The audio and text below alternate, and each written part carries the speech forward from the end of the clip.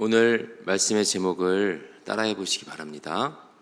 죽음은 우리의 존재 이유입니다. 죽음은 우리의 존재 이유입니다. 네, 감사합니다.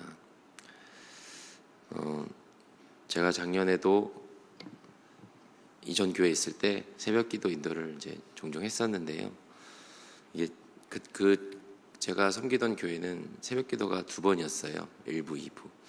근데 1부 새벽기도가 좀 힘들더라고요. 왜냐면은 아직 뇌가 덜 깼는지 글씨도 눈에 잘 안 들어오고 혀도 잘 안 돌아가고 막 그래서 많이 더듬는 것 같아요. 그래서 좀 쉽지 않은 부분들이 있는 것 같습니다. 행여 오늘도 제가 설교 말씀을 전하다가 좀 이렇게 혀가 꼬이는 상황이 발생해도 넓은 마음으로 이해해 주시면 감사하겠습니다. 신명기 말씀을 계속 보고 있습니다. 말씀드렸던 것처럼 모세오경 중 마지막 책이고 모세오경 마지막 책의 거의 마지막 부분을 저희가 읽어나가고 있습니다. 모세의 축복의 말씀, 마지막 유언과도 같은 말씀을 선포되고 있다고 설명드렸습니다. 12지파의 이름이 나열이 되고 있습니다. 그 중에서 오늘은 베냐민에 대한 이야기예요. 사실 개인적으로 제가 지난주부터 신명기 말씀을 계속 함께 읽어나가고 있는데 이 12지파의 축복의 내용 중에서 제가 개인적으로는 제가 제일 좋아하는 축복의 말씀이었습니다. 베냐민 지파의 오늘 말씀. 베냐민에 대하여는 일렀으되 여호와의 사랑을 입은 자는 그 곁에 안전히 살리로다. 여호와께서 그를 날이 마치도록 보호하시고 그를 자기 어깨에 있게 하시리로다. 여호와의 사랑을 입은 자 베냐민, 얼마나 아름답고 따뜻한 말씀입니까? 베냐민은 여호와의 사랑을 입은 자라고 오늘 설명하고 있습니다. 누군가한테 사랑받는다는 사실은 우리들 모두에게 의미 있는 일입니다. 사랑을 받는다는 것만큼 행복한 일은 없는 것 같아요. 사랑이라는 거에 대한 많은 이야기들이 있고 사랑이라는 감정을 통하여서 우리가 얻을 수 있는 것들도 또 여러 가지가 있습니다.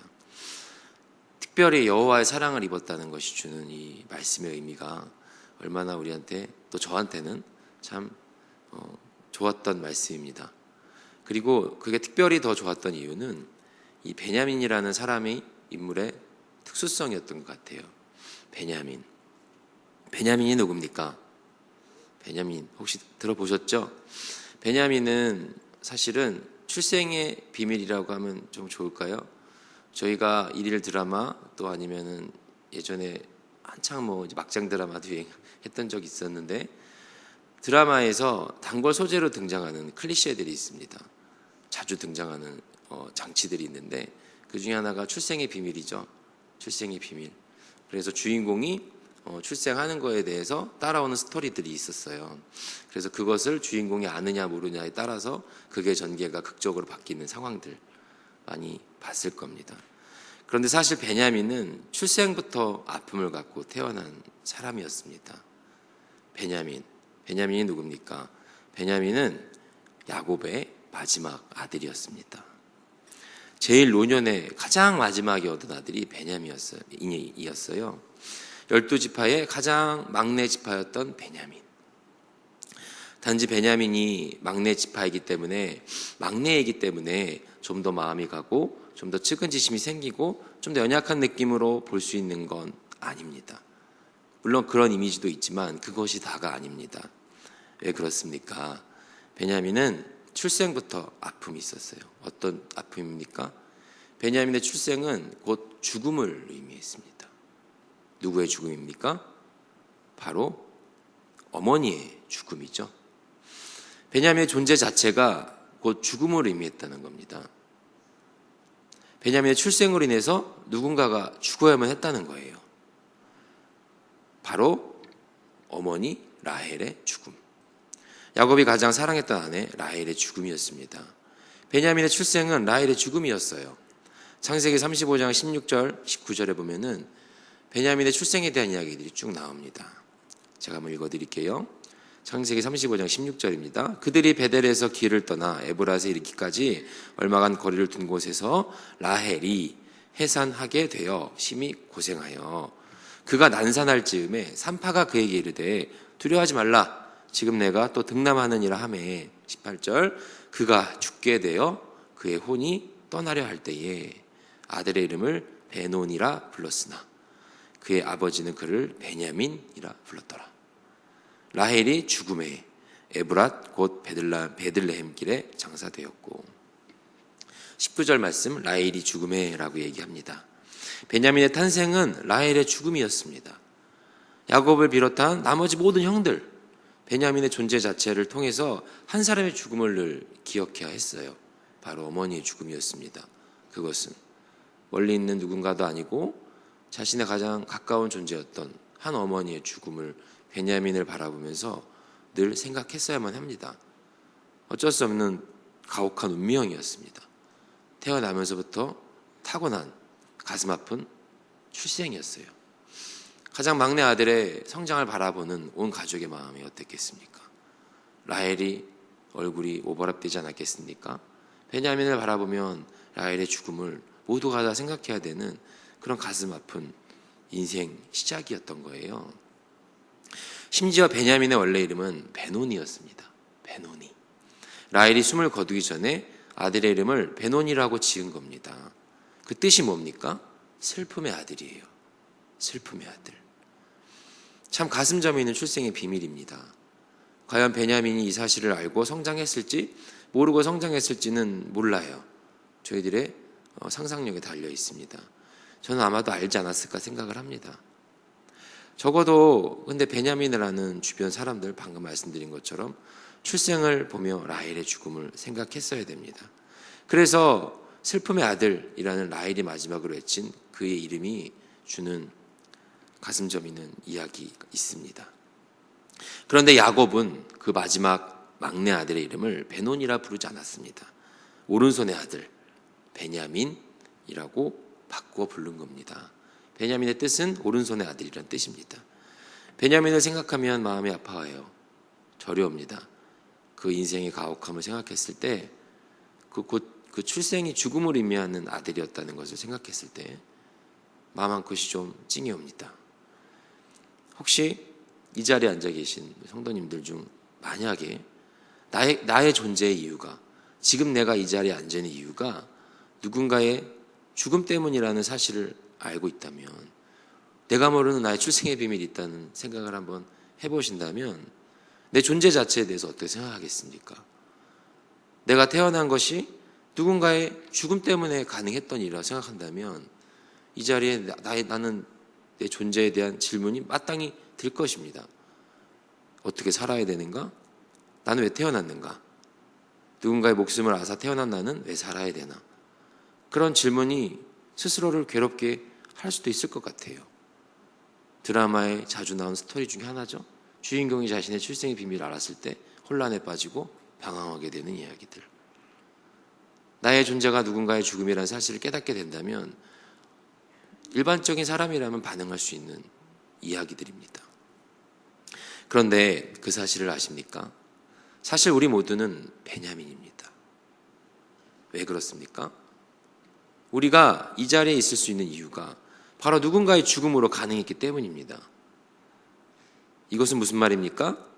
우리가 이 자리에 구원받은 자로 새 생명을 얻은 자로 앉아 있을 수 있는 이유는 바로 예수 그리스도의 죽음 때문에 가능한 일이기 때문입니다. 여러분은 구원받은 자가 아닙니까? 구원받으신 분들이 아니십니까?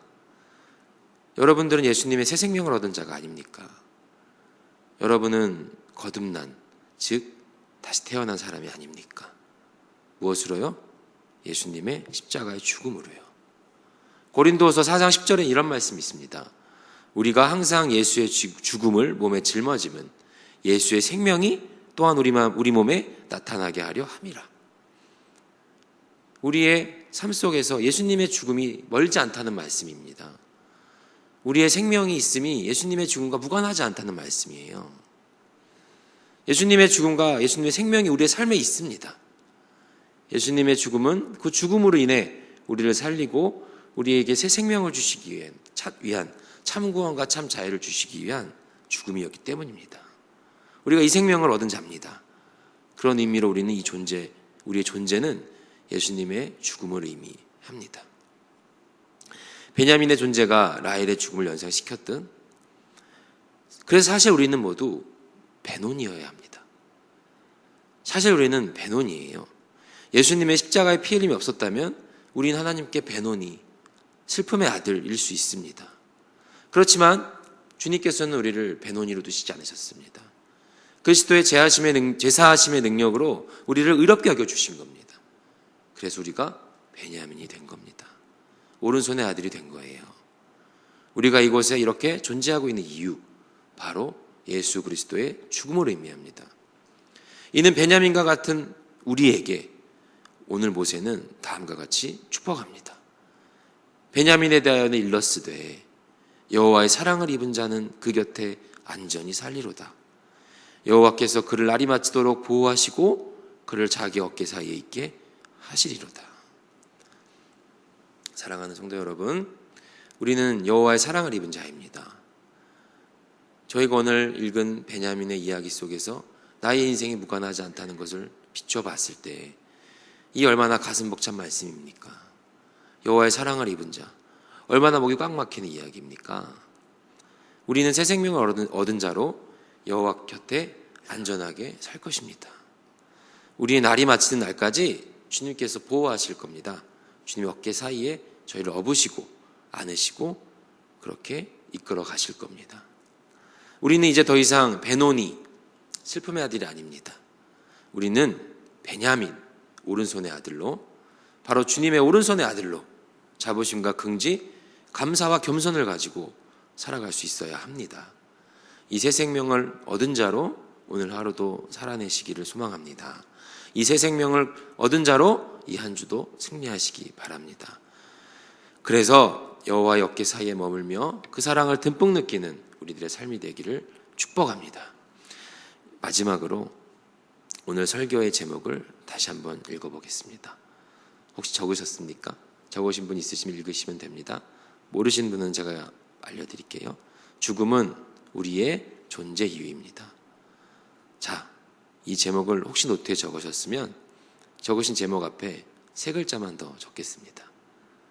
예수님이라고 적으시기 바랍니다.